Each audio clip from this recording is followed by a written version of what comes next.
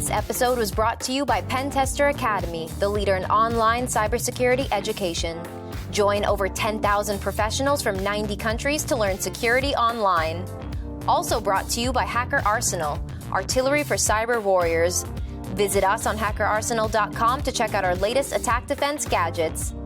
I'm Marley Oxenholm from Pentester Academy TV, and welcome to our show, Access Point, where we spotlight cybersecurity companies and give an inside look at the people and technology behind the latest advancements in the industry. I'm joined today by Gabriel Glusman, who is Senior Cyber Intelligence Analyst at the company Sixgill. Thank you for joining me today. Hi, thank you for having me. Absolutely. I'm excited to have you on and learn more about Sixgill, so let's get started. Sure.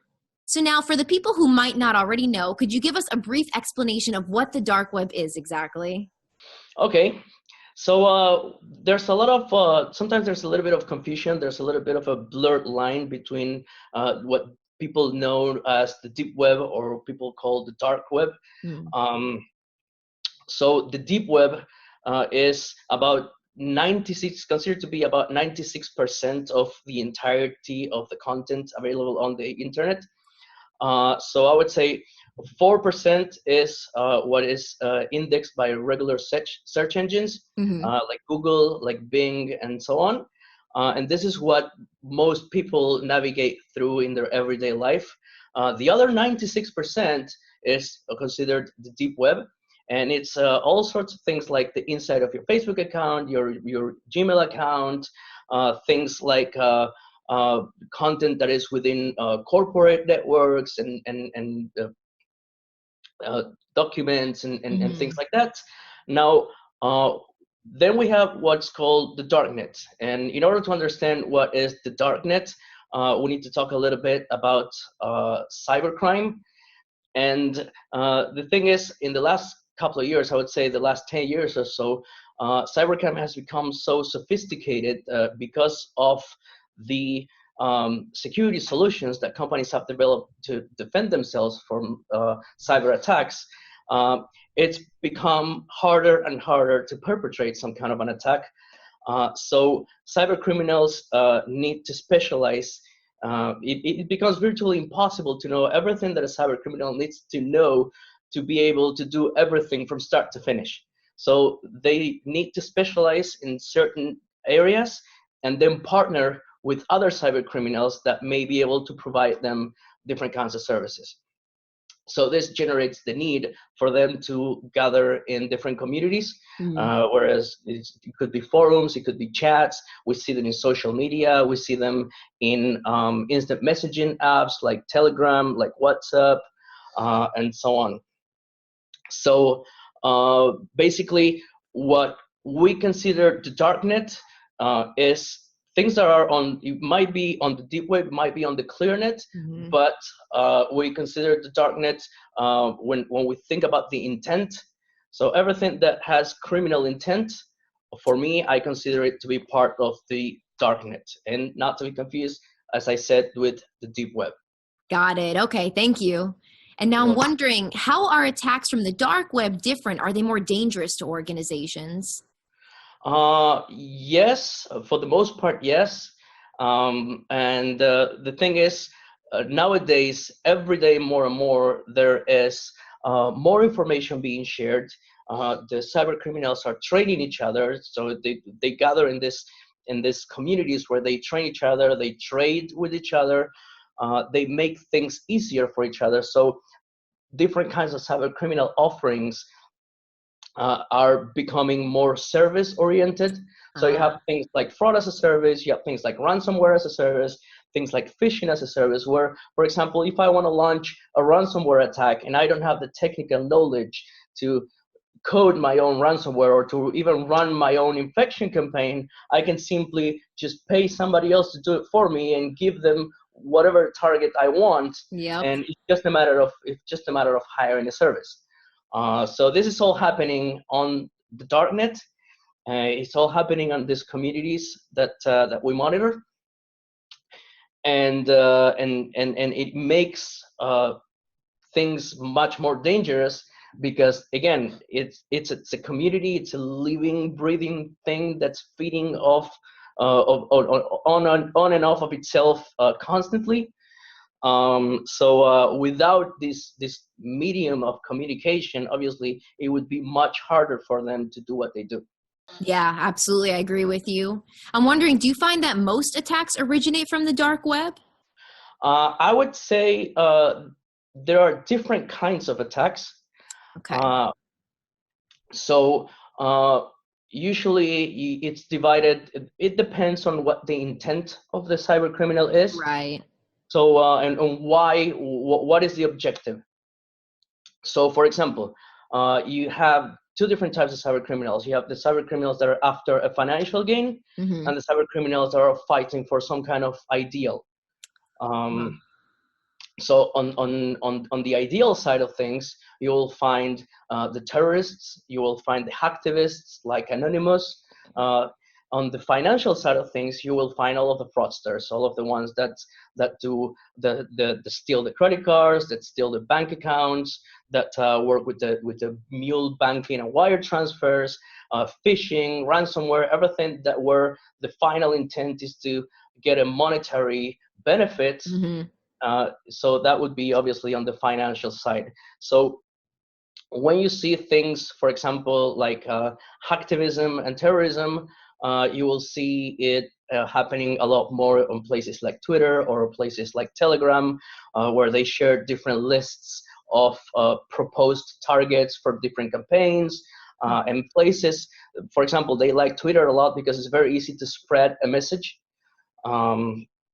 So in case of Anonymous, for example, they really like Twitter.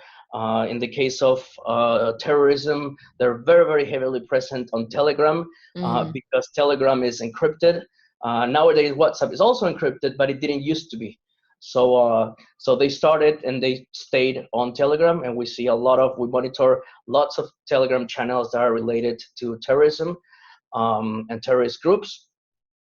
On the financial side of things, you will see them much more in the forums, in the chats. Okay. And there you will find things like people targeting healthcare records, people targeting financial institutions, people targeting, like I said, banks, credit cards. That is the most prevalent thing that you're going to find. Yeah, okay, that makes sense. Now, tell me more about your product, Darki. How exactly does that work? Okay, Darki is basically on the user side. What you see is a portal with a dashboard where you have a summary of all different sorts of alerts and notifications they can set up based on different queries and different searches. When you're setting up what is interesting for you. What you want to be monitoring automatically. On the backside, the way it works is we have our own proprietary crawlers that we develop in-house, and they go automatically to all of the different sources that we want to monitor, and they bring all of the information in-house.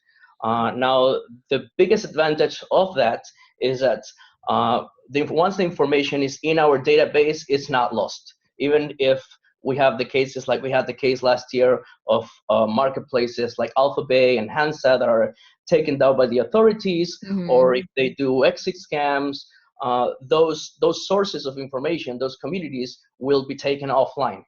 But if we crawl them, if we brought them into our database, they still remain fully searchable as if they were still online. Nice. So once the information is in our database, it's processed by our machine learning and artificial intelligence algorithms, and all of the information is tagged with all sorts of different categories that make it a lot easier to navigate through and basically to cut through the noise and get to the relevant information much faster. Very nice. Okay. And now, speaking of algorithms, I know Sixgill uses advanced algorithms and profiling methods. Can you go into more detail about how that works?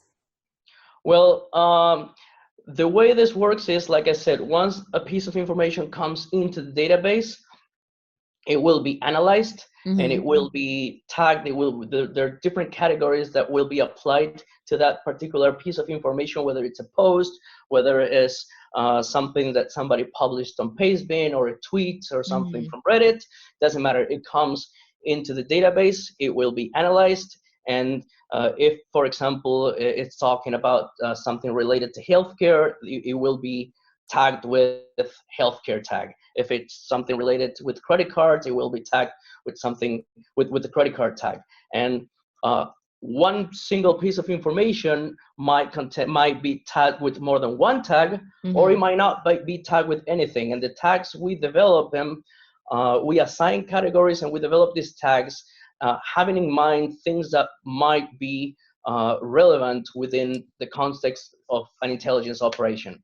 So, for example, if we bring a post from Pastebin, and it's talking about something that it's just a piece of code that somebody shared to share with somebody else, Mm-hmm. that will remain in our database, and it can be searched through a regular keyword search. It just won't be tagged with anything, with any relevant category. At the same time, and one of the things that we do, and I believe it's quite unique to us, is we do a threat actor profile. So we look at the threat actor, at the individual that posted, and we do Mm-hmm. analysis on his social network, how he is interacting with the other actors in the community. Who is he replying to? Who is replying to him? What are the different times of the day and the different days of the week where he's posting more or less, Mm-hmm. and all sorts of things like that. And once you find something that is relevant, you can set up all sorts of different alerts that you can prioritize based on the content. We use things like natural language processing to identify, like I said, what are the posts talking about, and apply those tags. We also collect all of the images just like they are posted in these communities, and we run OCR on top of these images. So all of the text that is available on the image is also searchable through the search, just as if it was plain text. And that helps you prioritize the information. At the same time, we take into consideration things like, okay, this threat actor, these communities work based on a reputation system. So we take into consideration what kind of a reputation this threat actor has in the community where he is posting, so that we can determine whether this actor has a low credibility or a high credibility, or if he was singled out by fellow community members as a scammer, or if he is a highly reputed actor that really knows what he's talking about, or is selling really good quality merchandise of whatever he's selling. So all of this is taken into consideration, and one of the things that we do is we apply a general score to each actor, so that depending on the piece of information that you have, you can look at who it comes from, and have some sort of idea of how much you can take this seriously or not. Nice. Yeah, that is a really cool way of looking at it. I mean, like you said, sometimes the best way to infiltrate is right from the inside, and to be able to know what his reputation is in the community. That's huge. Very cool. Okay. Now, I'm wondering, so if you do come across chatter on the dark web about a potential attack, what exactly are the next steps from there? Well, first of all, it depends on what we find. Mm. There are different procedures depending on the nature of the finding. There are things like credit cards and bank accounts, which can be passed on to the bank or to the issuer, and they can choose to either freeze the account or monitor the account, or close it, or contact the account holder. There are things like terrorist attacks, which we pass the information. When you see terrorist propaganda, or they are proposing to do some kind of an attack, obviously we pass that information onto the relevant law enforcement authorities. If we find things that are more generic, we will share it with all of our customers, and we will use it depending on the industry. That if we find something, for example, let's say we find some healthcare company got hacked, and all of the healthcare records are out there for sale, or somebody just dumped them out there for everyone to see. Even if this healthcare company is not a customer of us, we may have another healthcare company that is a customer of us, and it's in our interest to understand how this happened, so that we can then relate that information back to the healthcare company that is our customer and tell them, this is the way it happened, and this is what you should do to prevent it. Yeah, absolutely. So yeah, so basically, it's not something that is set in stone. So it's a very personalized service. It remains a two-way conversation. We try to tailor this solution to whoever the customer is. There's a lot of conversation about what they are interested in, and we try to match what we can provide to provide obviously something that will be relevant and actionable for them. And so now I know that earlier in the year, Sixgill also detected a planned ISIS attack on Prince George in his nursery, and it was widely covered. Now I know that that's huge. How did you manage to detect that, and what did the process look like? Well, yes, as I mentioned before, we are actively monitoring and gathering information from all sorts of different channels. Terrorists and terrorist groups disseminate all sorts of information, propaganda, proposed attacks and operations and things like that. They use Telegram a lot for that. So we gather all of this information, and as part of our regular monitoring efforts, we identify this, and obviously that's the way it stems from. When you come up, you come through a piece of information like that, obviously you relate it back to the relevant authorities. And one of the biggest advantages that I believe we have is that we have analysts like me. We are all native speakers of many different languages. So we are covering things, obviously, besides English. We have native speakers on Spanish, on Portuguese, on Arabic, on Russian, on Chinese. So that's where the real advantage comes from, when you are able to read something, being a native speaker, and not just reading literally what is being said, but also taking into consideration the local slang, things like the cultural environment and the surroundings, and things that might influence the reasons why people may be saying one thing or another. And a lot of times that changes the meaning, that completely changes the meaning of what is being said. Whereas if you would be relying on things like Google Translate, you're not going to get that at all. Right. Yeah. Having those people on the team, they're able to pick up on all the nuances and, like you said, the slang. So that's a huge advantage, definitely. And now lastly, is there anything else that you'd like to highlight about the company? Well, first of all, we are still a rather small company. We're about to reach about 25 employees. So congratulations. Nice. Thank you. So even though I would say we are past the initial startup phase, we are still pretty much a startup. So there's a lot of family feeling. We all know each other. It's not like you're working with somebody who's maybe halfway around the world. And so that plays a really big part.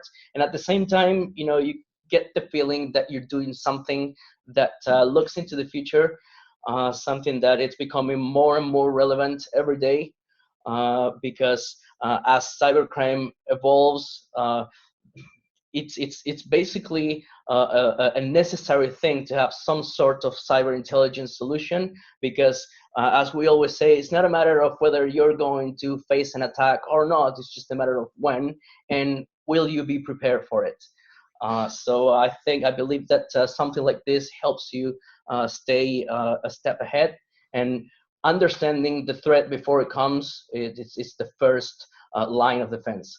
So you do get the sense that you're doing something that matters and that looks into the future, and it's exciting. And at the same time, when you talk to people about it, they're like, "Oh, you're doing cyber intelligence." So it has that's a really cool factor too. I'm not gonna lie. Yeah. Gabriel, I agree with you 100%. Definitely. Thank you so much for sitting down and speaking with me today. I appreciate it. Thank you very much. Thank you very much for having me. Absolutely. Take care, and we'll speak with you soon. Thank you. Bye. Bye-bye. Also, make sure to subscribe to our YouTube, Twitter, and Facebook so you don't miss out on any of the latest cybersecurity news. This episode is brought to you by Pentester Academy, the leader in online cybersecurity education. Join over 10,000 professionals from 90 countries to learn security online. Also brought to you by Hacker Arsenal, artillery for cyber warriors. Visit us on hackerarsenal.com to check out our latest attack defense gadgets. Thanks for watching, and we'll see you next time.